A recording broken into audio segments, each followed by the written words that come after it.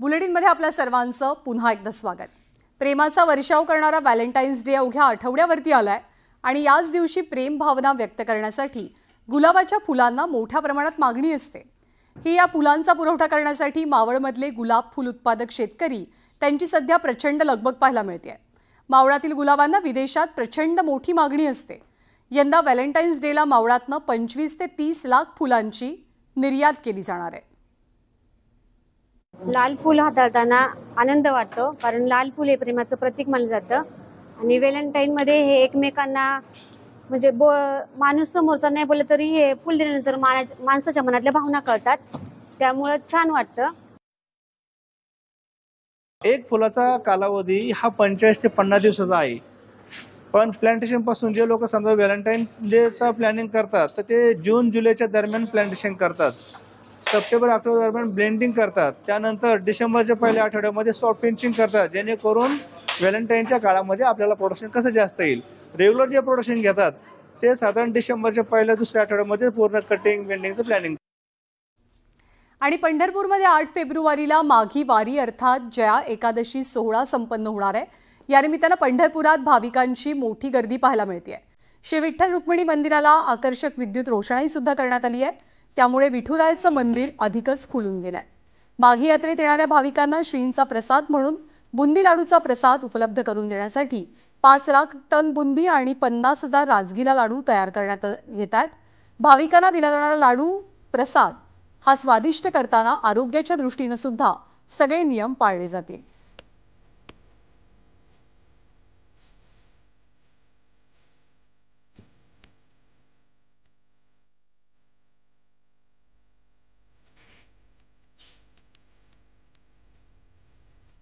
यानंतरची बातमी टोल संदर्भातली आहे।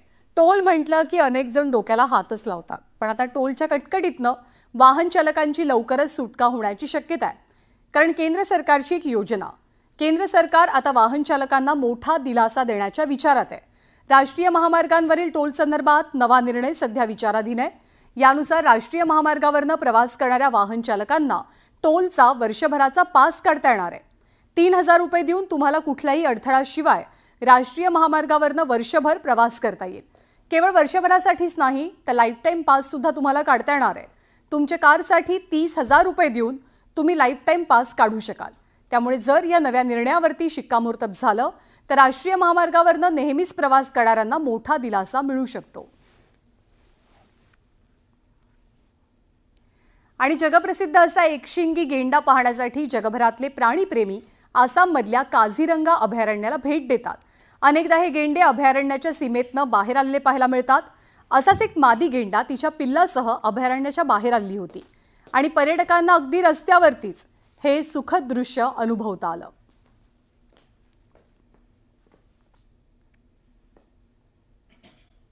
देशभरामध्ये बिबट्यांच्या हल्ल्यात मोठी वाढ झाली आहे। रोजच्या रोज बिबट्यांच्या हल्ल्यांच्या बातम्या समोर येतात आणि अशातच माणसांना मारणाऱ्या बिबट्यांना ठार करण्याची परवानगी मिळावी अशी मागणी माजी खासदार सुजय विखे पाटलांनी केली आहे। शेतकऱ्यांच्या पशुधनावरती हल्ला होणं ही रोजची बाब बनली असून बिबट्याला असलेल्या संरक्षणामुळे त्याला मारता येत नाही। याच विरोधात सुजय विखे पाटील कोर्टातही जाणार आहेत।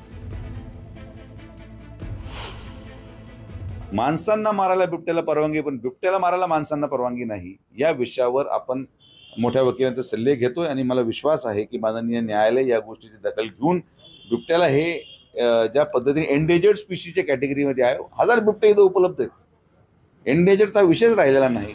आणि आज ज्या पद्धतीने मृत्यू होऊ राहिले तर मॅन इटर किंवा माणसांना मारणाऱ्या बिबट्यांना मारण्याची परवानगी मिळावी अशी जनहित याचिका आम्ही दाखल करणार। पुढची बातमी पाहूया। लाडकी बहीण योजनेमधल्या लाभार्थ्यांची आता फेर पडताळणी सुरू झाली आहे, त्यामुळे कारवाईच्या भीतीने अनेकांनी स्वतःहूनच माघार घेतली। असंच हिंगोली जिल्ह्यात लाडकी बहीण योजनेतनं 8 महिलांनी अर्ज मागे घेतले, पण या 8 अर्जांपैकी 4 अर्ज पुरुषांनी केलेले असल्याची धक्कादायक माहिती मिळाली आहे। या 4 पुरुषांनी लाडकी बहीण योजनेचे 6 हप्ते सुद्धा घेतलेत। शिवाजी मुंजाजी भांडे, महेश शिवाजी भांडे, गजानन रामराव काळे आणि रामराव संतोबा काळे अशी चौघांची नावं आहेत।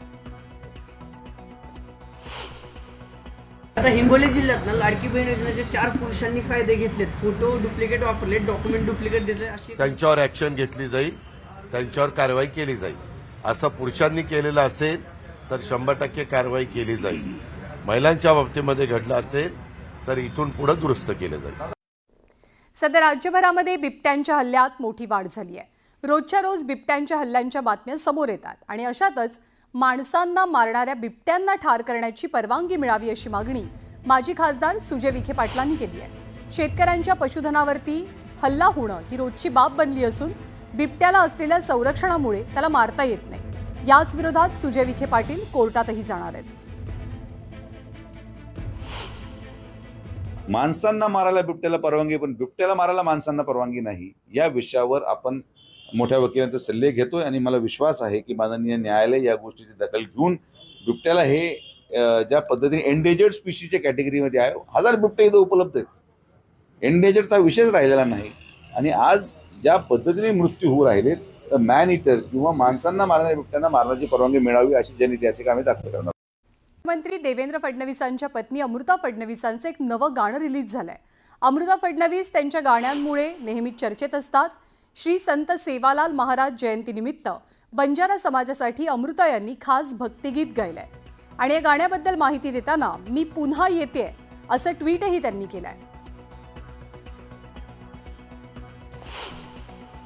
मैं यह मानती हूँ कि बंजारा समाज और उसकी प्रथाओं से हम सभी को रूबरू होना चाहिए. इस समाज की संस्कृति प्रथाएं आप तक पहुँचाने के लिए संत श्री सेवालाल महाराज की जयंती के अवसर पर एक गीत आपके लिए ला रही हूँ. जरूर देखिएगा और सुनिएगा.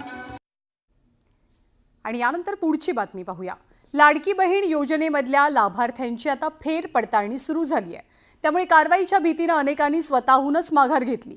असंच हिंगोली जिल्ह्यात लाडकी बहीण योजनेतनं 8 महिलांनी अर्ज मागे घेतले. पण या 8 अर्जांपैकी 4 अर्ज पुरुषांनी केलेले असल्याची धक्कादायक माहिती मिळाली आहे. या 4 पुरुषांनी लाडकी बहीण योजनेचे 6 हप्ते सुद्धा घेतलेत. शिवाजी मुंजाजी भांडे, महेश शिवाजी भांडे, गजानन रामराव काळे आणि रामराव संतोबा काळे अशी चौघांची नावं आहेत. आता हिंगोली जिल्ह्यात लाडकी बहीण योजनेचे 4 पुरुषांनी फायदे घेतलेत. फोटो डुप्लिकेट वापरले, डॉक्युमेंट डुप्लिकेट दिले, अशी त्यांच्यावर ऍक्शन घेतली जाईल, त्यांच्यावर कारवाई केली जाईल. असं पुरुषांनी केलेलं असेल तर 100% कारवाई केली जाईल. महिलांच्या बाबतीमध्ये घडलं असेल तर इथून पुढे दुरुस्त केलं जाईल. सध्या राज्यभरामध्ये बिबट्यांच्या हल्ल्यात मोठी वाढ झाली आहे.